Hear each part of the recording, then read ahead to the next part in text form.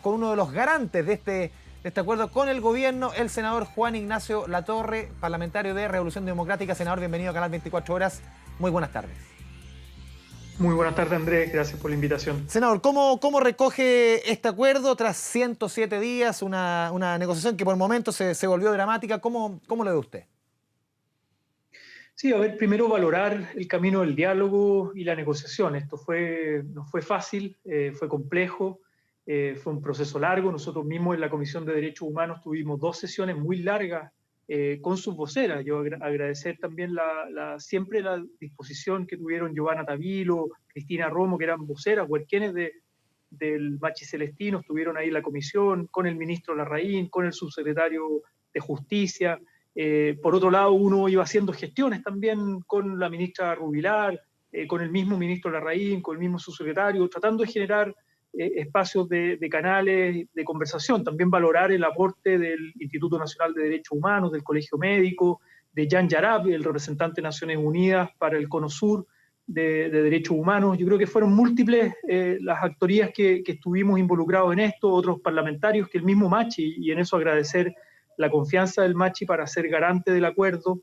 Él me llamó a mí en particular, pero también estuvo Claudia Mix, Carol Cariola, Emilia Nullado, otras organizaciones de derechos humanos, la sociedad civil. Yo creo que todos tratamos de empujar a que finalmente las partes se dieran, se sentaran a conversar, se llegara a un acuerdo que probablemente ninguna de las dos partes era lo ideal con lo que partieron al inicio, pero se valora después de 107 días de huelga de hambre y sobre todo evitar la huelga seca, que yo creo que eso era un desenlace fatal que nadie quería y que podía traer consecuencias muy complejas, no solo para Gualmapu, sino que yo creo que para todo el país. Senador, creo que viene de aquí en más para Celestino Córdoba, lo hemos visto, tenemos la información que viene de la Subsecretaría de Justicia en cuanto a que él va a ser trasladado, una vez que recupere su condición física, obviamente, a este Centro de Educación y Trabajo. Él, después de ir a su rehue, estas 30 horas o el tiempo que él disponga, él debiera quedar recluido en ese lugar, no en el recinto penitenciario donde cumplía su pena, hasta antes de quedar en el hospital. Así es. A ver, esto tiene una historia larga. Yo Sí. recuerdo el año pasado, el 12 de octubre, visité la cárcel de Temuco, visité a varios presos mapuche, entre ellos el Machi Celestino Córdoba, también al lonco Alberto Curamil, que había recibido recientemente un premio Goldman medioambientales, como el Nobel Verde, y Alberto Curamil estaba en prisión preventiva, estuvo un año en prisión preventiva. Yo lo fui a ver a él, a otros presos mapuche, y conversamos largo con el Machi, y él en ese momento planteaba que ya cuando se acercara la fecha, digamos, la mitad de su condena, porque él estaría entrando ya como a la mitad de su condena, efectivamente puede postular al CET. El CET es el Centro de Educación y Trabajo.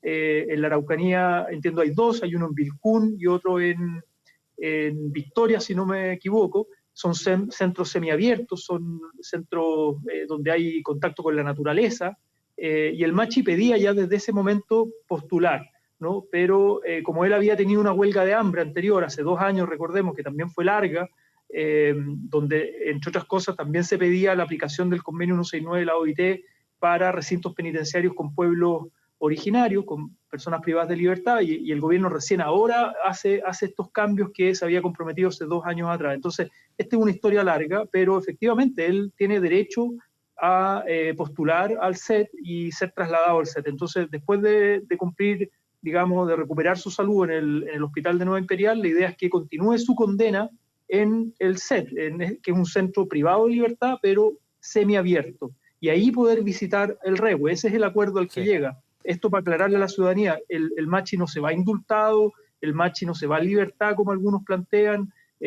Acá no hay un indulto presidencial como sí lo hubo con 2 criminales de lesa humanidad de Punta Peuco recientemente. El Machi continúa su condena, pero en un centro semiabierto que es el CET, que no sé si va a ser el de Vilcún o el de Victoria. Senador, ¿qué va a pasar también con los otros comuneros que siguen en conversaciones? Lo decía el ministro de Justicia, recién escuchamos sus palabras, Hernán Larraín, 8 comuneros en el caso de Angol, que continúan las conversaciones, otros tantos en Lebu, son en total 27, conjunto con Celestino Córdoba, que quizás era obviamente el caso más mediático. ¿Qué pasa en esos casos? Bueno, también acá hubo conversaciones y negociaciones en paralelo de alguna manera. si bien todos tienen demandas similares en términos de un petitorio que tiene que ver con la aplicación del convenio 169 de la OIT para las personas de pueblos originarios que están privadas de libertad, hubo de alguna manera otras vocerías que también estuvieron en la Comisión de Derechos Humanos, como Rodrigo Curipán, como Daniel Melinao, que representaban a los presos de Angol y de Lebu, que también estaban en huelga de hambre y que, ojo, ellos habían entrado en huelga seca hace unos 10 días atrás aproximadamente. Y luego de conversaciones que también generamos ahí, puentes de diálogo con el ministro Larraín, con el subsecretario, con la ministra Rubilar, finalmente ellos depusieron la huelga seca y se dieron un plazo más de seguir conversando en el fondo el petitorio. Y claro, y este acuerdo del Machi también de alguna manera repercute en los demás presos mapuche, porque en el fondo está la disposición a revisar, por ejemplo, los presos que están en prisión preventiva, que puedan cambiar la medida cautelar a, por ejemplo, arresto domiciliario. Ese también es un Senador, derecho y es algo que se puede revisar. porque Sí. inmediatamente uno recoge crítica, uno va leyendo información en diversas partes, opiniones en diferentes instancias, y las críticas surgen espontáneamente y dicen, a ver, una persona que comete un crimen, condenado como Celestino Córdoba a 18 años de cárcel, cumple esta pena ahora en un recinto semiabierto. Otra persona quizás puede ser condenada a un delito similar en condiciones mucho peores. Una justicia de primera y segunda categoría para algunos, para otros. Críticas que se recogen de ese nivel. Lo que pasa es que, y en esto el mismo ministro Larraín lo puede ratificar, pero Mm. una persona cuando ya cumple un determinado tiempo de su condena, puede postular a determinados beneficios, Él está ¿no? postulando a este centro, no es que se le lleva automáticamente. Hay que explicar un poco en ese tenor, Exactamente. obviamente, la conversación. Exactamente, él puede postular a ese centro y en el fondo, de alguna manera, ¿cuáles los cambios reglamentarios que tienen que ver con que la huelga de hambre no sea considerada mala conducta para poder postular, ¿no? Porque eso implica que tenga que tener buena conducta para poder postular a ese centro. Entonces la huelga de hambre, que no generó ningún, o sea, que fue siempre conversado, que fue en buenos Mm. términos, es una medida de protesta que se reconoce, pero acá en el fondo el tema de fondo es que Chile no tiene los centros penitenciarios, las personas privadas de libertad del pueblo mapuche, no tiene las adecuaciones que involucra el haber firmado un tratado internacional como el Convenio 169 de la OIT, en términos de salud, por ejemplo, salud intercultural, con acceso a machi, espacios de educación y trabajo, de reinserción, pero con pertinencia cultural, todo lo que es el vínculo espiritual, en el fondo, para los presos, en este caso del pueblo mapuche. Entonces, hay muchas cosas que tienen que quedar por reglamento, que tienen que quedar, digamos, en una nueva circular de gendarmería, que es algo que ya se venía avanzando, pero faltaba concretar, ¿no? Incluso hay una mesa de diálogo intercultural para recintos Sí. penitenciarios, pero eso se tiene que concretar.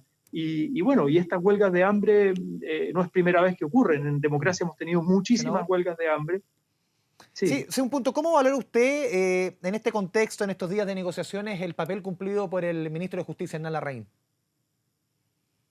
No, yo valoro, lo hice públicamente por redes sociales, le mandé un mensaje también, valoro su disposición finalmente a sentarse a la mesa, al diálogo directo. Yo cuando tomé contacto con los presos mapuche y con su círculo de vocería, una de las cosas que ellos planteaban desde el primer minuto es que querían tener un diálogo político del más alto nivel con una autoridad del Estado, en este caso el ministro de Justicia. Y ahí hubo reticencia, hubo dificultades, no sé si el gobierno no quería, el segundo piso, la moneda, el ministro del Interior, no lo sé, pero hubo dificultades por las cuales se demoró mucho ese diálogo. En el fondo la gestión política de esta huelga de hambre se demoró muchísimo, estamos cumpliendo 107 días. Estuvimos al límite de entrar a huelga seca, hubo presos con huelga seca, entonces el conflicto empezó a escalar en todo el Gualmapu y yo creo que eso es un error político del gobierno. Yo creo que acá se debió haber entrado en un diálogo directo con ellos, buscar estas negociaciones, haber gestionado mucho antes esto y habernos evitado todo lo que ocurrió en Curacautín, las tomas de los municipios, lo que ocurrió en Tirúa, etc. Entonces, yo creo que acá hay un tema de gestión política que yo valoro, insisto, la disposición del ministro Larraín a incluso aceptar las Sí. críticas de su propio sector. Mm. Escuchaba al senador Moreira, lo criticó muy duramente, José Antonio Cast lo ha criticado muy duramente también, sectores agricultores, camioneros, etcétera, que pareciera ser que no quisieran que el diálogo sea el camino para Sí. llegar a una justicia y a una paz más estable entre el Estado de Justamente Chile y el pueblo en mapuche. ese punto, senador, me quiero detener que este acuerdo llegado con el Machi, lo decía el ministro Larraín en su puesta en escena y en el Ministerio de Justicia, espera que esto siga en otros ámbitos. ¿Cómo esto se puede ampliar también a lo macro, que es lo importante, que es el tema mapuche, ya el tema más macro, insisto en el concepto? Bueno, mire, para ponerle un solo ejemplo, yo hoy día en la noche, después de sala, a las 8 de la noche, tenemos una reunión con el alcalde Millabur y los Alcalde alcaldes de Tirúa. mapuche de Tirúa y con la Asociación de Alcaldes Mapuche y con 50 organizaciones indígenas que quieren participar del proceso constituyente, que han pedido que yo patrocine una indicación, que ya la presenté y mañana en la Comisión de Constitución yo voy a estar ahí, se va a empezar a tramitar las indicaciones para legislar el tema de los escaños reservados en el proceso constituyente. Es decir, hay un sector importante del movimiento mapuche, de la sociedad mapuche, que quiere participar. Eso implica que quiere diálogo, pero para eso tenemos que garantizar y asegurar escaños reservados y que en Sí. el fondo los partidos políticos nos pongamos a disposición de ese diálogo directo, honesto, sincero, sin cooptación, sin colonialismo, sin tratar de nosotros llegar a cooptar esos cupos, sino que se los dejemos a las comunidades para que ellos validen su representante y podamos generar ahí un diálogo político del más alto nivel entre el Estado Sí. de Chile y los pueblos originarios. Yo creo que eso es lo que hay que saldar como deuda histórica y llegar a un nuevo trato, a un nuevo pacto, pero que de verdad lo cumplamos con el pueblo nación mapuche. Gracias, senador Juan Ignacio Latorre, por esta conversación con Canal 24 Horas en este día tan importante, este acuerdo que se llega con Celestino Córdoba. Muchas gracias. Muchas gracias, Andrés, que esté muy bien. Saludos.